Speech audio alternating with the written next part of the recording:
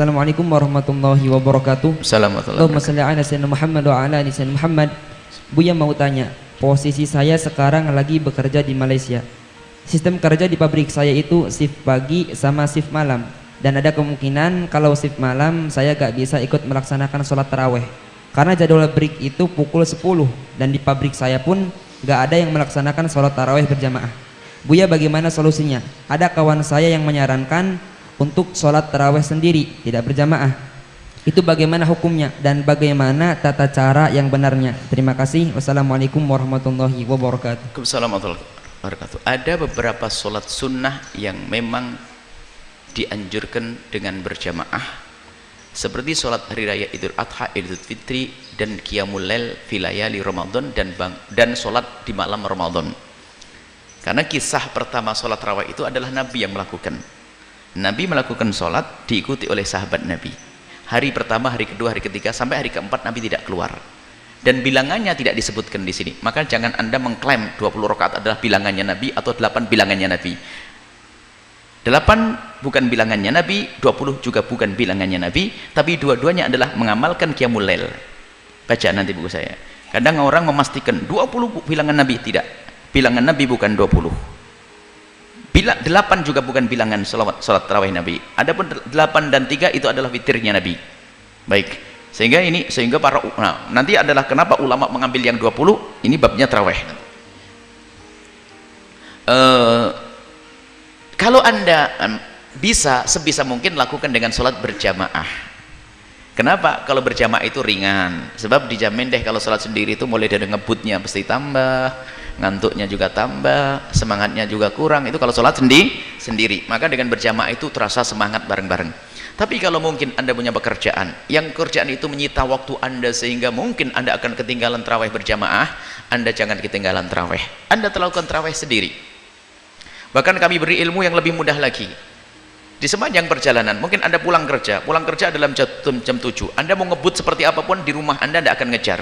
Kalau Anda tarawih di tempat, kemalaman sampai di rumah karena rumahnya jauh, maka Anda di atas kendaraan, lakukan sholat tarawih di atas kendaraan. Ini ilmu. Nabi melakukan sholat ala dabati di atas kendaraan. Nabi melakukan sholat di atas ontanya, dan kiblatmu adalah kiblat arah kendaraanmu. Cukup duduk di atas kursi melakukan sholat Allahu Akbar. Sholat tarawih sendiri boleh, berjamaah di mobil, suamimu jadi imam sambil nyopir. Gerakannya nggak membatalkan karena gerakan yang dibutuhkan ini. Kalau perlu diam-diam, jangan sudah waktu diam tentunya gini-gini batal. Jadi sesuai yang dibutuhkan. Rukuknya cukup merunduk, sujudnya merunduk lebih rendah lagi. Dan ini bukan sholat tarawih saja. Wahai hamba yang diberi oleh Allah kemudahan, punya mobil dan sebagainya, jadikanlah mobil Anda musola sepanjang Anda pergi, dan ingat setiap tempat yang Anda lewati itu akan menjadi saksi sholat Anda.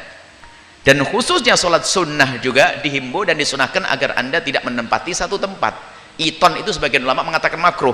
Jadi kalau Anda sholat sunat hendaknya pindah-pindah, di masjid pun hendaknya pindah. Kalau jamaah ya paling bagus sop yang pertama, paling bagus yang paling dekat dengan imam.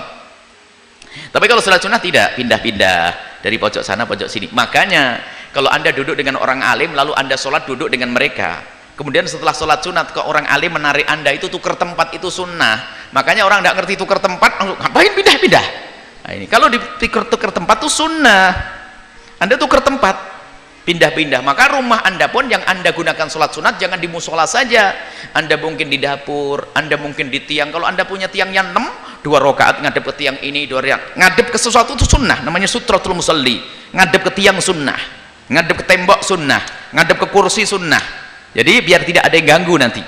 Nah, kalau kursimu 16 kali 2, nah, kursi ini 1, 2, Masya Allah, nyiasati kemalasan. Saya pemalas begitu. Kalau saya tidak nyiasati mungkin jarang sholat juga. Jadi kalau ada tiang ini 1, 2, 3, 6 ya sudah 2.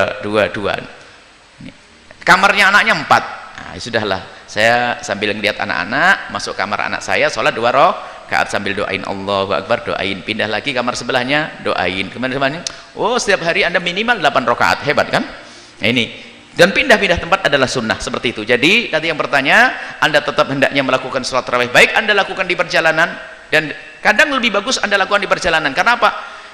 Kalau sudah sampai di rumah itu yang manggil macam-macam, bantalnya manggil, bahkan ngambilnya pinter ngomongnya, sudahlah besok aja sebelum sahur. Oh iya. Nah, Sebelum sahur katanya bantalnya, karena bantalnya ada setannya sudah. Akhirnya nggak terawih. Pak terawihnya pengennya sebelum sahur. Sebelum sahur jamnya mepet. Akhirnya nggak terawih. Biasa kan gitu? Pernah kan? Pernah, saya pernah juga. Saya pernah kadang nunggu ya begitu.